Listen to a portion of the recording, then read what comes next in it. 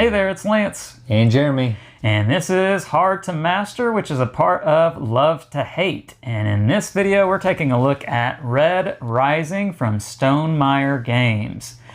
We're covering this on Hard to Master because on Hard to Master, we look at the games that are hard to master and a little more complex than what we would typically feature on Love to Hate, as is the case with Red Rising.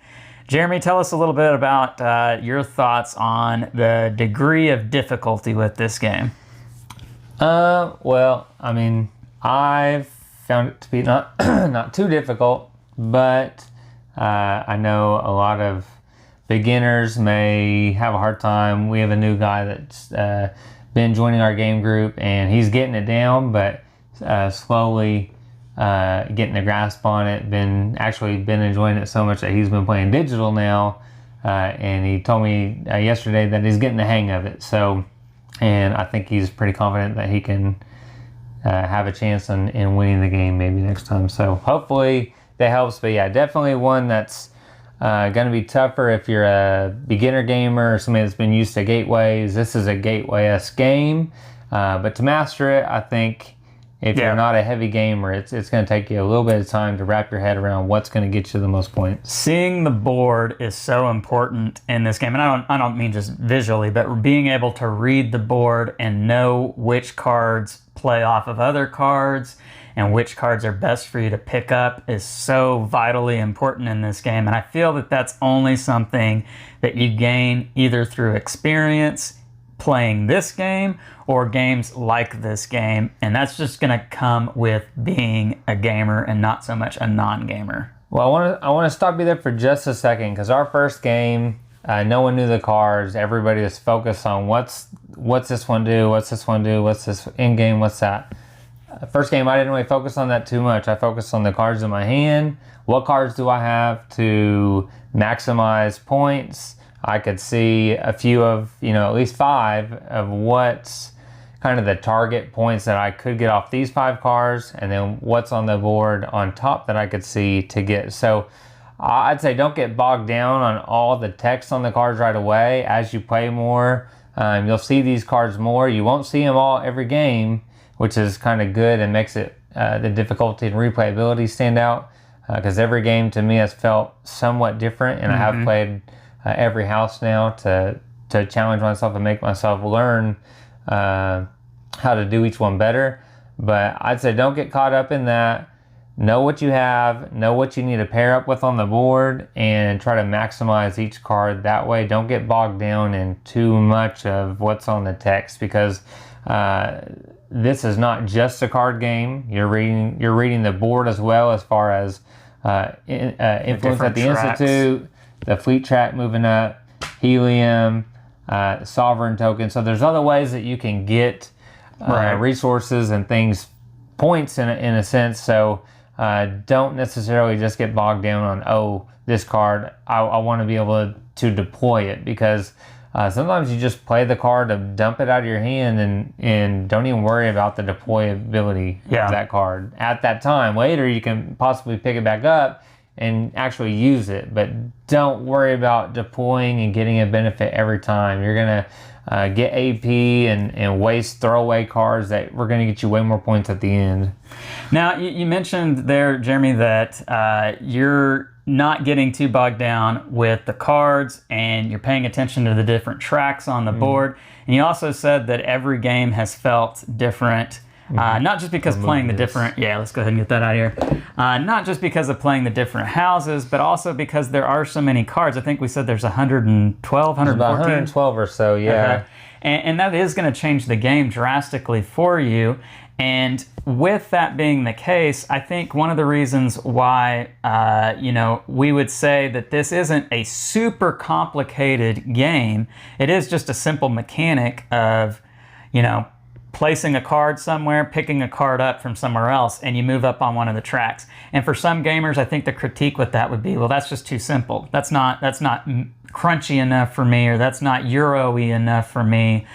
But with everything combined in it, I think this does make for a pretty, not complex game, but there are lots of layers It's strategic. woven together in the strategic thinking of this game. I mean, I talk to a lot of people about games anytime I get a second, and not busy, and who's into what, and this and that. And even the heavy gamers that I'm friends with, this is something that they're really enjoying right now. It's nice to have a game that you can really enjoy. It's gonna be different almost every time. It's never gonna be the same because you're never gonna see the exact same cards on the table all the time. You're gonna be looking for a certain card and it's not gonna come out. You're gonna be looking for a certain color. It's not gonna come out. But that to me is a great thing. I know that's what some have said has caused some hate on the game is, well, there's too many suits, or I'm not seeing every card in the deck.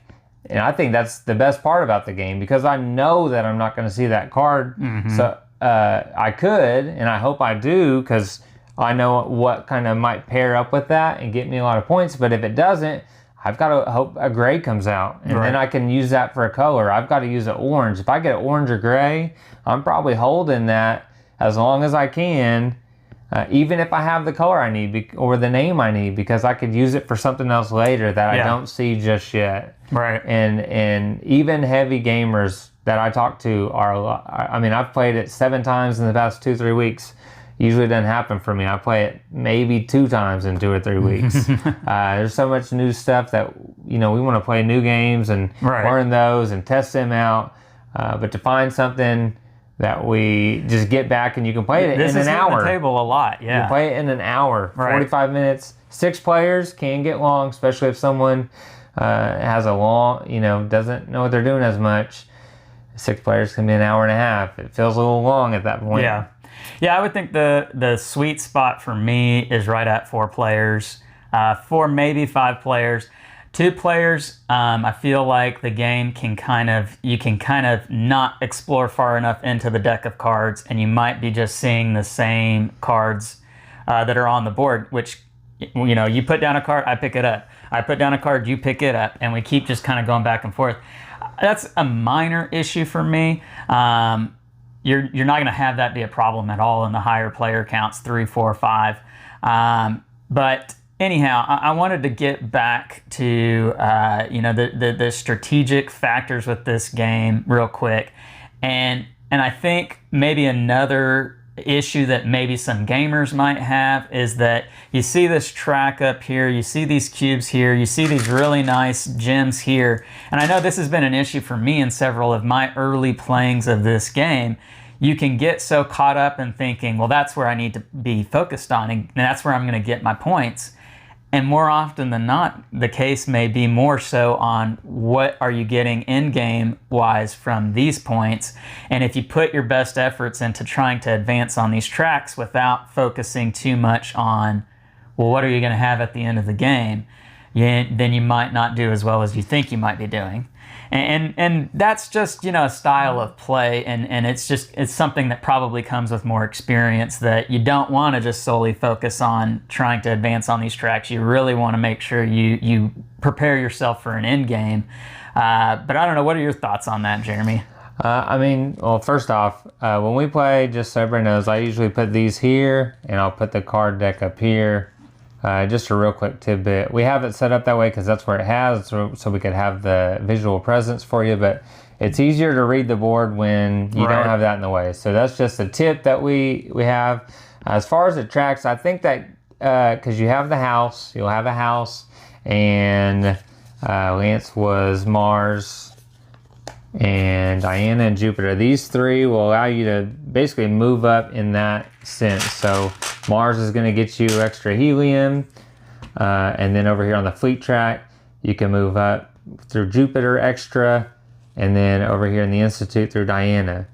And I think if you're with these houses and you're a beginning gamer, you're going to get focused on this, but you can't just get focused on one track. Because you may not want to pull from that region. You may want to pull a card from here, so you have to focus and spread your stuff. And I think any big gamer is going to know that. They're going to know they've got to spread points a little bit, but you do still want to lead in one. The game ends when any one player at the table either has 7 at the Institute, Fleet Track, And helium. and helium, but you have to have 2 of those if you're that person. Otherwise, every single track has to have 1 person with at least 7. So you've got to balance that out. You've got the cards. The majority of my points usually come from the cards. You've got to focus on the cards, but I mean, if you're first place over here and you That get is a lot of points, and yeah. you get every Institute cube on there by placing cards and pulling from here, well, that's 40 points. Yeah. So that's something to think about. If you can get to the end of the Fleet Track, that's 43 points. Right. You had 36 points in helium. Had a ton of helium, yeah. So you want to use these abilities, but don't get tunnel vision. Right. Just like on the Yeah. cards, you can't get tunnel vision on different deployment text. There, you really have to balance every bit. I will say, we're talking about player count. 2-player is, like you said, it's really tough. I think because you don't see as many cards. I like it still. I think that if I was going to play 2-player, it's much better 2-player, I would think, with these 4 houses, because you're getting a resource or a benefit. Even this one is tougher because you roll the die, get a random benefit. So you could just scout, or you could end up getting to banish a card. Not as good. If you get the Sovereign token and you already have it, obviously, then you're going to get to pick a reward. But those I would definitely suggest for a 2-player game. I would agree with that. Unless you're wanting a tougher experience, I would say then throw in these. I've played these as well. This 2-player game is very, I mean, you have to do the deployment ability if it says to do it, so you have to attack somebody else. Mm-hmm. And there's nobody else you're going to attack, so it can be very cutthroat at you. And even in the last game, I've been screwed several times by Lance in a 2-player game, but somehow, even with playing this faction series, which I get an extra card to start, but if you start losing cards and you start with 6 and get down to 4, and then knowing you have to banish one at the end, that can be a bad thing. Without the last 2 or 3 rounds, I was getting really, I was about to be really screwed, and somehow made it line up. But this is very tough. This is nice because you get to start the game and you get 1 extra turn. You get to end the game, but you're scouting every turn. And so if there's when you take the Sovereign token from Luna, if there's already, let's just random cards over here, and they would be the other direction, obviously, but let's say there's 2 good cards on there. Let's say there's 2 good cards on the table, and I'm going to scout, and I draw another really good card. Well, I can only cover up 1 of them, and I cover it up with a really good card. So the next person still has a great chance of getting a great card. I didn't really do much to block them. Now, if there was only 1 good card and I drew a card that wasn't as good and block you, that's one thing. But usually in a 2-player game, that next person is going to have a great choice of a card. Whereas in a 3 or 4, that it's more spread out. And I think these 2, I would definitely, unless I just wanted a challenge, which I do at times, I would go with everybody gets something. It feels more even with these. Even Minerva, which is tougher. If I want a slightly tougher, I'd probably pass this one out. Mm-hmm. I agree with that, yeah. Then I would maybe go with Apollo. I don't know. To me, those are even. 3 and 4, it's, I think, even more spread out. 2-player, those would be a toss-up for me. I could care less. Right. And with that being said, guys, I think that kind of shows that there is some adjustability as far as who you're playing this game with. If you're playing with some more expert gamers, you throw in those more difficult houses to play with. If you're playing with somebody who's not an expert gamer or new to this game, you can play with those easier ones. And everybody's going to feel like they have an equal chance at winning with this game. Jeremy, let's talk about just your overall rating for this game and, where it fits in the world of board gaming for you.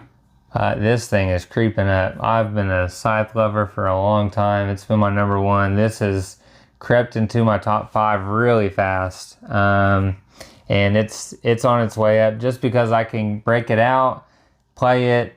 It gives us that good competitive game. Then I have time for 1 or 2 cooperative games after. I got, I could even do several shorter games, maybe even a medium heavy game after this game. So it's great in that sense. The cards, some of the cards are very lined up with characters in the book. I never read the series before playing this game. I played the game the first time, and to show you how much I enjoyed it, I actually went out and purchased the book. Got the book. I don't.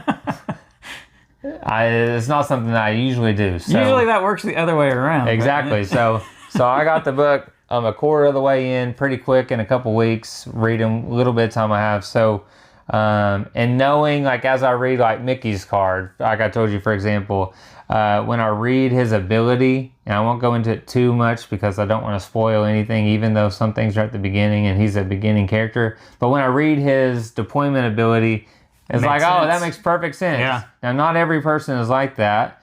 But there are enough in this game that if you are even just remotely familiar with the book or the idea of the book, it's going to connect with you, and you're gonna get pulled into the world of the game.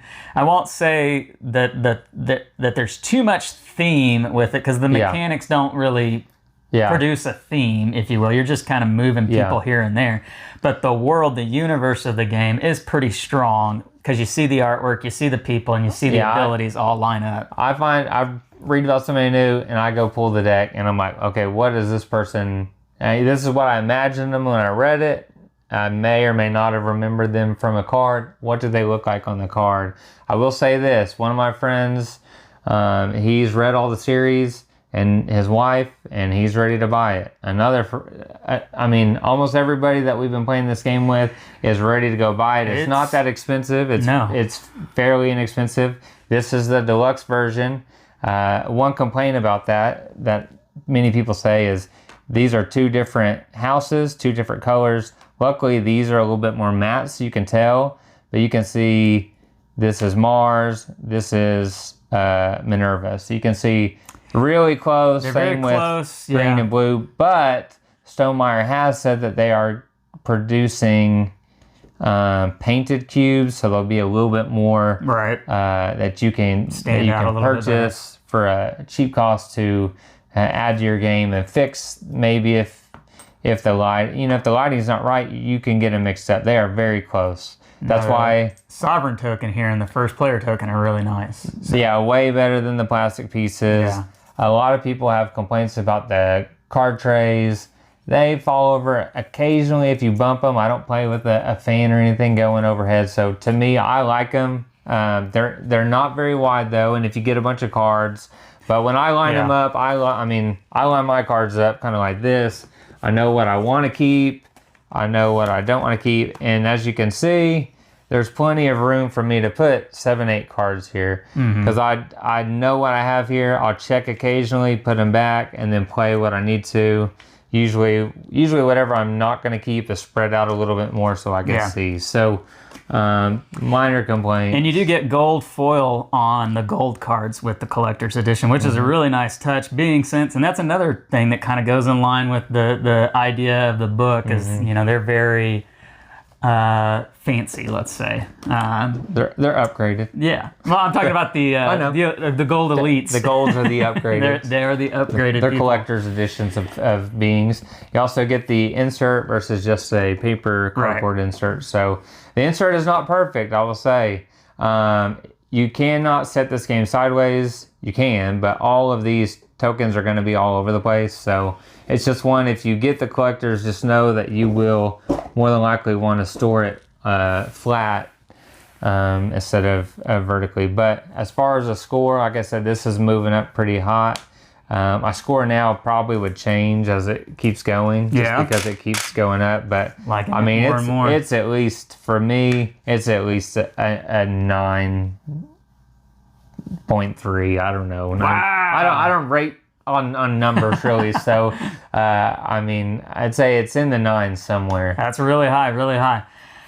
For me, folks, this is a game that I am happy to get to the table and play. Maybe just the child in me enjoys seeing all the colors and It's just a bright, colorful game. I enjoy the different abilities on the card. I really appreciate when there's a lot of work and effort put into a card game and you have so many different unique cards. To me, that really stands out, and it really kind of makes me respect the game a little bit more. And so because of that, I give this game lots of credit, the design behind it. I can understand why some people were critical of it because maybe it didn't meet expectations for a crunchy Euro game. Some other games maybe that Stonemaier is known for making. This is on the lighter side as far as the mechanics go, but as far as gameplay, for me, it's very enjoyable. Yeah. Decisions are very... I've got to really think through my choices and what I think other people are going to be doing on their turns based on the cards that they've been drawing and playing. For me, it's just really compelling, and so I give it a solid 8.6. I'm high on this game.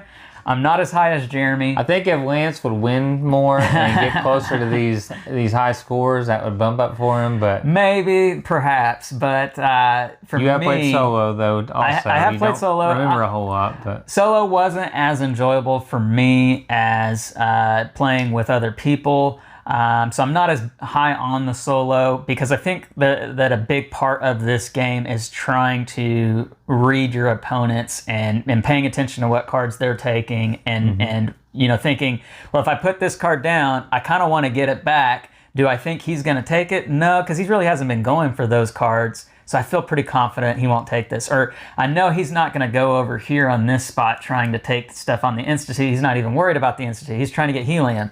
Things like that play out better in a multiplayer game that you just don't get with a solo game. And for me, this game really shines when you're playing with, like I said, 4 people. The more people you have, the more you have to really weigh those choices out. I think you need to play 3 though, because I've played 2. I do need to play at 3. Yes. 2 a couple times, 3. Yeah. 2 or 3 times, 4 twice, and then I played 6 once. And I really enjoy 4. I've not 6 done, is probably too many. I've not done 5, but 6 is too many. I will say with 6 though, you will go through the cards way more. One thing that you'll find with newer players or players that haven't mastered as well or as much, they will scout a bunch. Usually I wouldn't scout until towards the end of the game where I know I'm locked up. Yeah. If you're scouting really early, they may think that because you're going to use those cards. I mean, the rarity of you having 5, 35, 40-point cards that all line up, the statistics behind it, out of 112 cards to begin the game or within the first few rounds is very slim. Yeah. So don't just go out and scout early, scouting a couple times, but if you're scouting over and over and over and the game's not that far in, unless you've got cards that are giving you 30 points or higher for in-game points. That's what I mean. I shoot, like I told you, I shoot for 30, at least 30, and I'm trying to get the 40-point card or the 35s, and a lot of them change. Some of them, like grays, they depend on what's on the board at the end of the game. And that, someone picks that card up at the end, well, that 5 points is gone. So it's there's a lot to think about if you want to maximize your score. And that's... It's not a heavy game, but there is a lot to think about if you want to do really well in the game, and that's something that you have a lot to monitor is a way to think about this, which is again why I think maybe it might not be so great when playing with non-gamers, because there's not one straight path to victory with this game. It's not just, oh, I've got to do the best in getting helium. No, it's not only are you thinking of helium, you're thinking of the track, you're thinking of the Institute, you're thinking about all these 112 cards. And that's a lot to monitor. So, but I will say real quick, non-gamers can enjoy the game, and even a couple of the guys that played in the 6-player game said they really enjoyed it. Even though we would look and think they probably hate this game, and then they really enjoy it. That's true. They're gonna have to play it multiple times to really get it down. And I think once they do, like I said, that person was playing digital. They had an incredible score. I don't see the cards that come out or how everything was, but that's motivation that, okay, they're getting better. They want to play it. They're enjoying it. If a new gamer enjoys it, knowing that it's not it's a medium game, medium light. It's not medium heavy. No. But there are just a lot of things that you need to pay attention to. And if you do, you can get some big, I mean, one game we had, where's this? One game just in points, core points, 112, 131, and in-game points only. Yeah. So, I mean, you can see points, there's not a whole, I mean, you just got to line up several things. Right. But yeah, it's one that you're going to want to play more than once to really understand it and get a good handle on it before making a good determination as to whether this is a game for you or not, because it's hard to master, and that's kind of the way it is with this one. So let's get to the part that maybe a lot of you guys clicked on this video to watch in the first place, and that is that we are giving away a copy of Red Rising, and it's already in the bubble wrap, ready to go. It is a retail version. It is a retail version, yes. I do want to make that clear. It is not a collector's edition. It's just retail, which is still a great game. It's what I have in my collection up here. You may not be able to see that on frame. And you can buy the upgraded pieces. You just would not get the collector's box. Right. On Stonemaier the Games. insert, yeah. So how we're going to do this, if you just jump to this part of the video, unfortunately, you're going to have to go back and watch a little bit of the video, because at some point in the video on screen, a secret code popped up, and you're going to want to make sure to note what that code is. If you know that code, then you're going to email it to lovetohateBoardGameReviews@gmail.com, and we'll select one lucky winner to receive Red Rising, the retail edition. So again, that is lovetohateBoardGameReviews.com.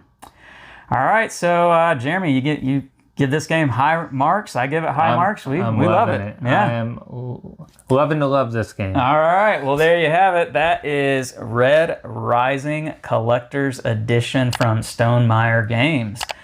I'm Lance. And Jeremy. And this has been Hard to Master, where we take a look at some games that are hard to master. We'll catch you next time. See ya.